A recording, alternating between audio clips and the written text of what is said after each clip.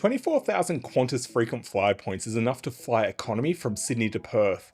I spent them upgrading just one 3-hour flight from Sydney to Wellington. Qantas wants you to believe that its short-haul business class is a better option than the competition, but are they only winning because the competition barely exists? Some parts of this flight were a dream.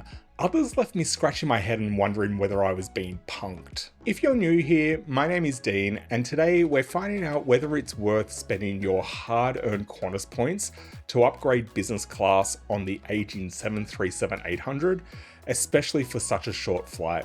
If that sounds like your kind of video, make sure you're subscribed. I make weekly videos to help you travel better. Now, let's get into it.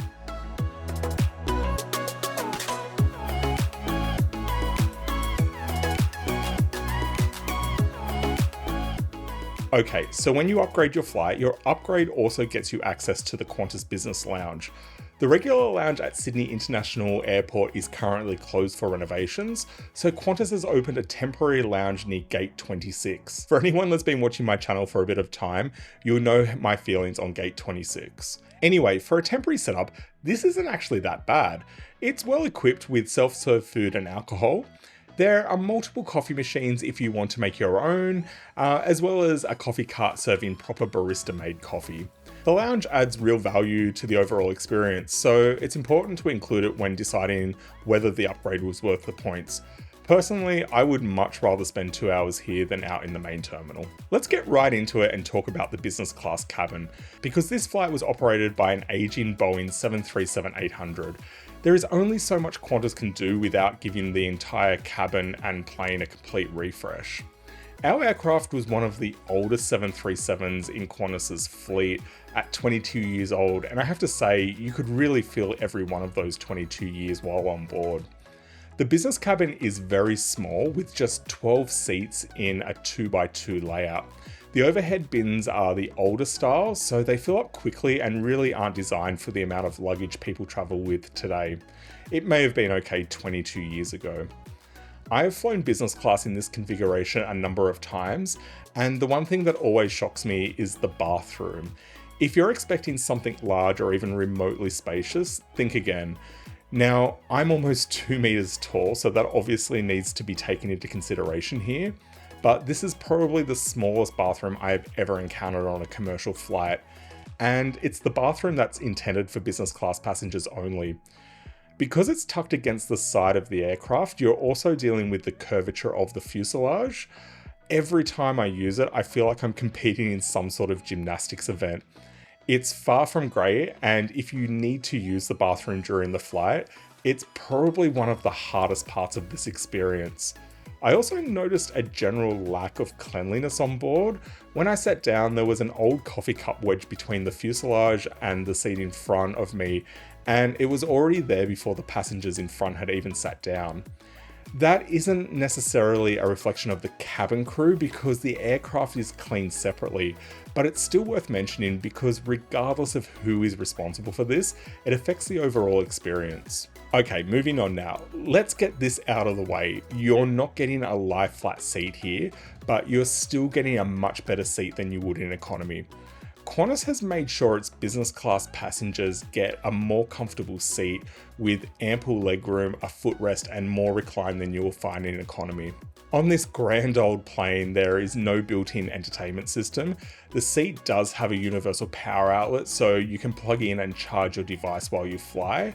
There are no USB ports though, so make sure you bring an actual plug if you want to charge anything during the flight.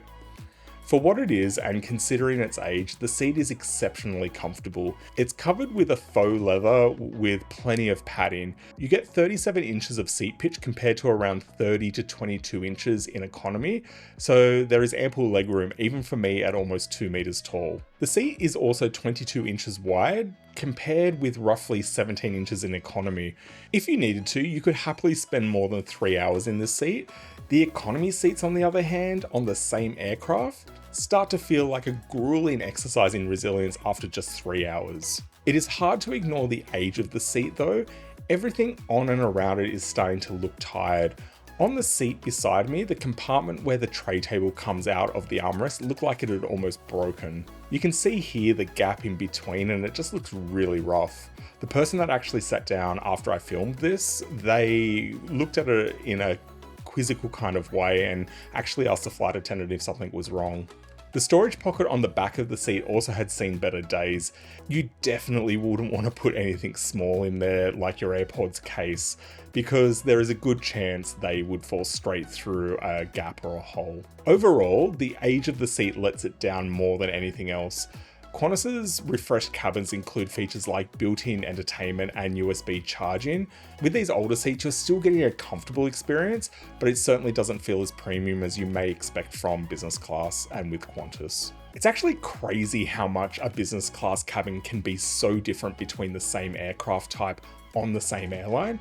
So if you're finding this review useful and want to see me review more airlines, cruises and hotels, make sure you're subscribed. Subscribing really does help me out and it makes sure that you get to see more of my videos, which is a win-win, right? Okay, let's move on to dining and crew. Dining in business class, even on this short hop, is leaps and bounds ahead of economy. On boarding, we were given a menu showing what would be served along with the available choices on board. Unfortunately, my vegetarian business class meal hadn't been loaded onto the aircraft. This meant that the main part of my meal had to come from economy. It wasn't a huge issue though, the crew member plated it properly, and by the time it arrived, it looked just as good as other business class meals being served.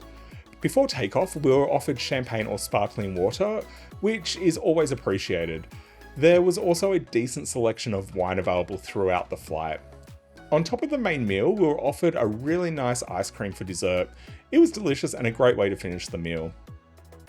I thought the dining experience was outstanding, especially when you remember that this was only a 3-hour flight.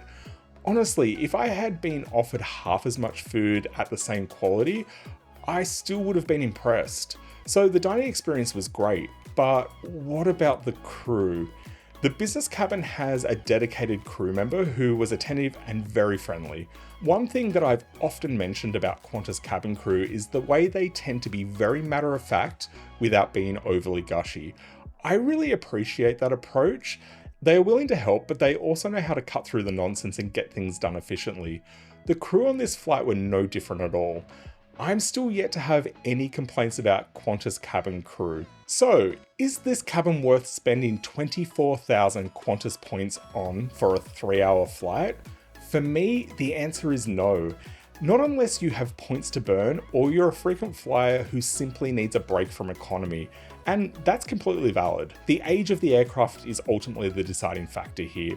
The number of points Qantas is asking for just doesn't align with the quality of the seat and the cabin you receive. If this upgrade costs 5,000 to 10,000 points fewer, it would be a no-brainer to recommend. But for the 24,000 points I spent, I just don't think it's the easy recommendation that it should be. The food and service were phenomenal, and the lounge added real value to the experience. But the aging aircraft brings everything else down. When the same number of points can get you an economy reward flight from Sydney to Perth, spending them on a 3-hour upgrade becomes very difficult to justify. Thank you for sticking around and watching, and if you found this review helpful, make sure you give it a like and subscribe to see more videos like this from me. Until next time, bye!